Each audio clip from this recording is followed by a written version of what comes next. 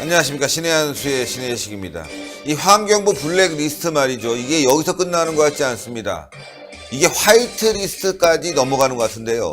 환경공단 감사에서 채용이 무산된 사람이 생기자 청와대가 수차례 환경부에 연락했다는 정황이 드러났습니다. 이렇게 되면요, 블랙리스트, 화이트리스트, 낙하산으로 내려놓은 사람들 다 이제 걸리는 것 같습니다. 아주 일파만파 일이 커질 것 같습니다. 이와 관련해서 전옥현 전 국정원 제1차장님 모셨습니다. 안녕하십니까? 안녕하십니까? 예, 환경부 블랙리스트 1탄, 2탄 나왔는데 이제는 화이트리스트, 그 빈자리에 자신들이 원하는 사람들을 다 갖다 앉히는 과정에서 압력이 있었다는 거 아니겠습니까? 예. 그래서 이제 언론에 보도되는 내용을 보면요. 네. 이 환경공단 그 상임 감사 선임 문제가 18년도 봄에 있었는데요. 그 선임 과정에서 이제 청와대하고 환경부 간에 여러 차례 연락이 있었다. 이러한 그 내용이 언론에 보도가 됐습니다. 그래서 조금만 자세히 말씀을 드린다면, 작년 그러니까 3월에 결국은 그 환경공단에 있는 상임감사 한 사람이 이런 표적 감사를 받고 네. 사직을 했어요. 근데 이제 왜 표적 감사를 했냐면, 이미 이제 언론에 여러 차례 알려졌기 때문에 시청자 여러분들께서도 쉽게 이해할 수 있겠지만은, 예. 이제 과거 박근혜 정부에서 일하는 사람들 중에 예. 이제 말하자면 사직을 시켜야 되겠는데, 그래갖고 사직을 시키려고 이렇게 자료를 쭉 만들어 놓은 거 아니겠습니까?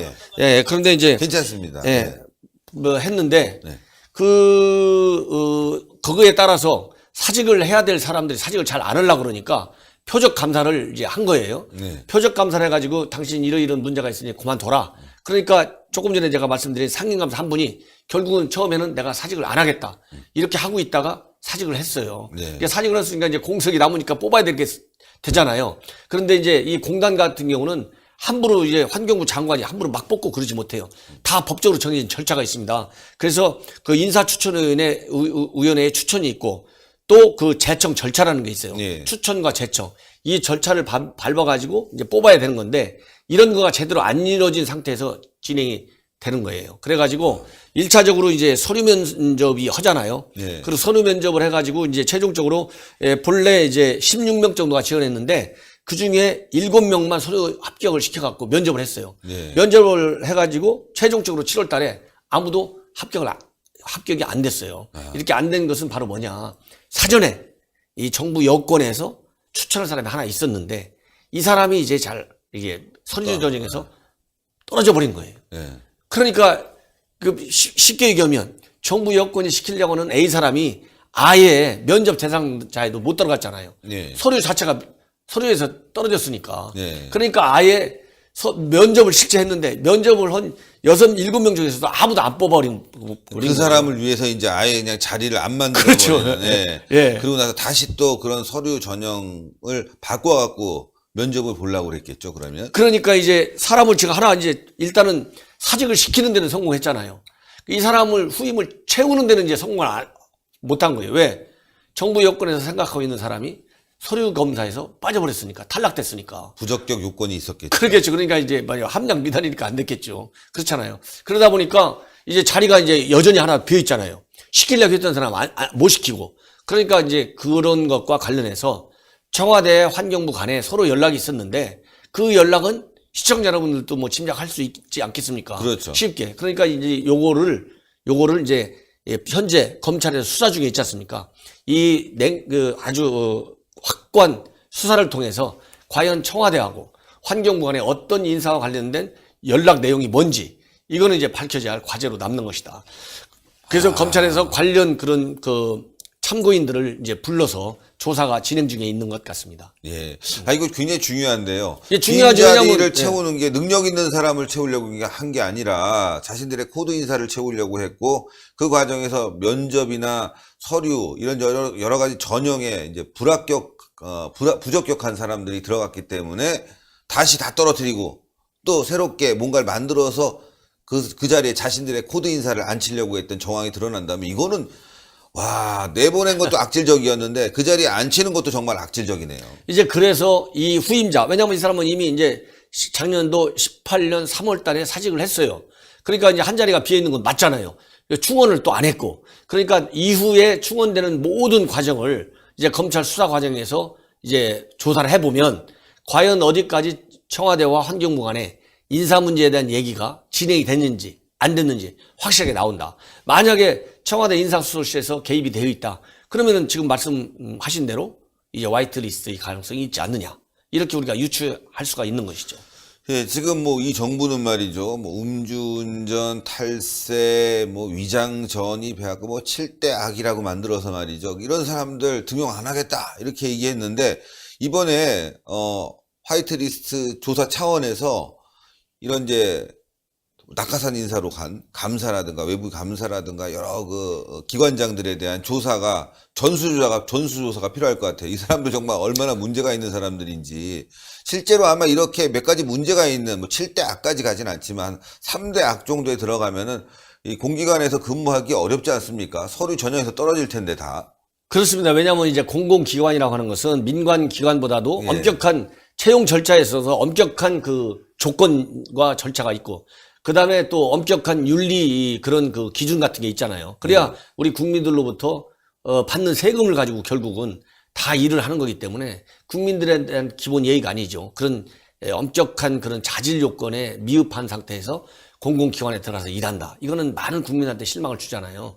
그렇기 때문에 그런 그 정당하지 않은 그런 과정과 절차를 거쳐서 만약 임용이 된다. 그러면 문제가 있는 것이고 그리고 이미 이제 서울 지하철 그런 그 공공기관에 뭐 이 세습 그런 그 고용 형태 예. 이런 거에 대해서는 이미 한국당이 국회 정기 회기 동안에 이미 여러 가지 비리를 밝혀냈잖아요.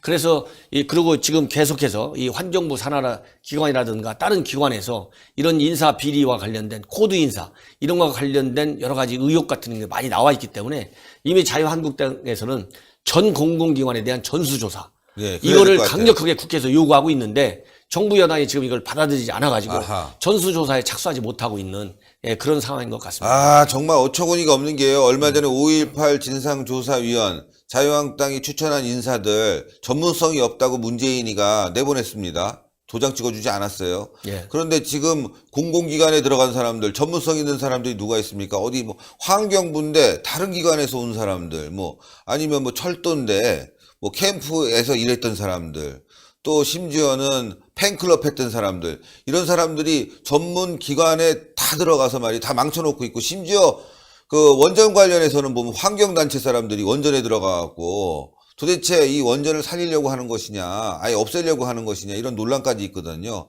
결국에는 이거 전수조사가 필요한데 여당이 반대하는 거는 이거 뭐 화이트리스트 다 드러날까봐 아마 수천 군대에서 화이트리스트가 드러나는 거 아닌가. 대통령이 줄 수 있는 자리가 엄청 많은데 말이죠.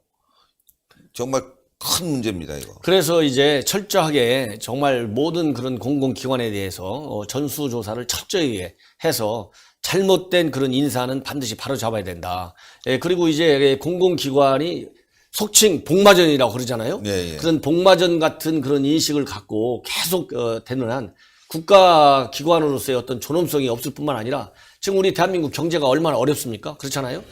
그런 이 국가의 경제 그리고 국가의 체면을 생각해서라도 정말 전수조사를 확실하게 해야 된다 이런 생각이 들고요.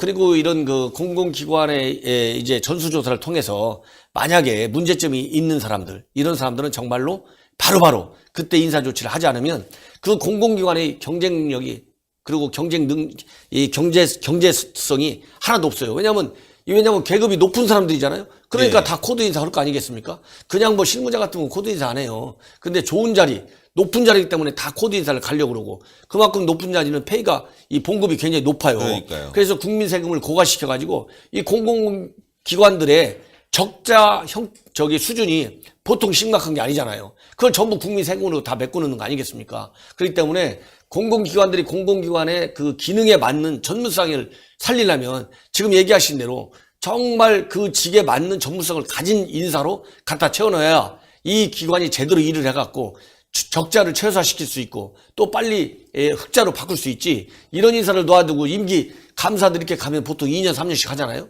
2년 3년씩 신분 보장해주면은 정말 이거는 나라의 경제에 그리고 우리 국민들한테 엄청난 실망과 분노를 주는 거다. 이런 생각이 들어요. 아우, 대단히 감사합니다.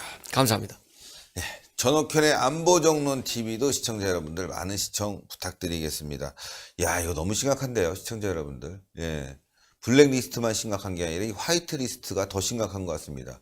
전문적이지 않은 사람들이 원전, 철도 이런 안전과 관련돼서 아주 직결된 부분에 가서 일을 하다 보면 얼마 전에 KTX 사고 났잖아요. 원전 사고 나면 대한민국 작살납니다. 정말 다 그냥 가는 겁니다. 그뿐만이 아니라 환경 얼마나 중요합니까? 여기도 전문성 있는 사람들이 가는 게 아니라 캠코더, 캠프 인사들, 코드 맞춘 인사들, 더불어민주당 사람들 가면 어떻게 되겠습니까? 이거 나라가 아닌 게 됐습니다. 정말 여러분들. 예. 구독 버튼 동그랗게 올라갑니다. 나라 살리는 버튼입니다. 꼭 구독 버튼 눌러주시고요. 추천 버튼 꼭 눌러주시고요. 댓글로 여러분들의 의견 받고 있습니다. 많은 의견 부탁드리겠습니다. 대단히 감사합니다. 감사합니다.